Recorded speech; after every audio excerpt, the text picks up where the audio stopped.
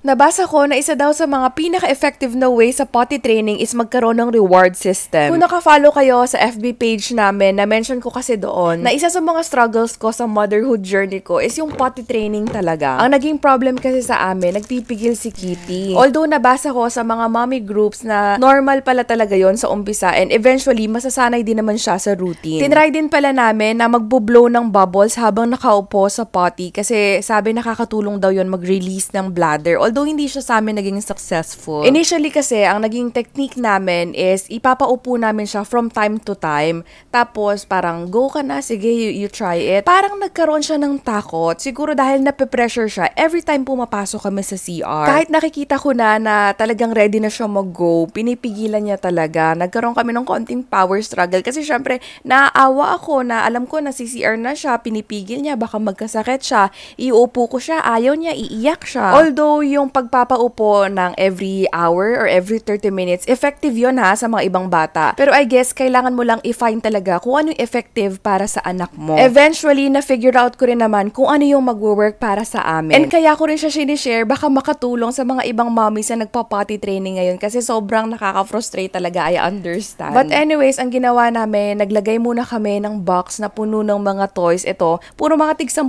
piso lang naman to or 20 pesos, yung pang loot bags. Tapos nilagay ko sa CR para positive yung feeling tuwing papasok siya sa CR. And in-explain ko sa kanya na every time na successful potty kami, kukuha siya ng isang toy. Kaya talagang nilulook forward na ni Kitty yung pag-go namin sa potty. Yung sa pag-hold niya naman, naging effective sa amin yung babasain ko yung feet niya or basta yung lower body niya ng warm water. So, pinapatayo ko siya sa may shower area, tapos ginagamit ko yung shower and eventually nare-release naman yung bladder. Sa kalagitnaan ng wiwi, tsaka ko siya iuupo. Hindi ko na siya pinipilit na upo muna bago mag-go. So, inaantay ko na parang midstream, tsaka ko siya inuupo. And as of today, hindi na siya takot mag-CR and hindi na rin kami nag-iiyakan. Wala nang power struggle. And for me, yun talaga yung pinaka-importante, yung hindi na siya nag-hold. Yung alam na natin yung technique kung paano siya ipag-go na walang power struggle. And also, nabasa ko rin pala na kung hindi effective sa inyo yung mga iba kong na-mention na mga techniques, try nyo raw mag-full commando mode. As in,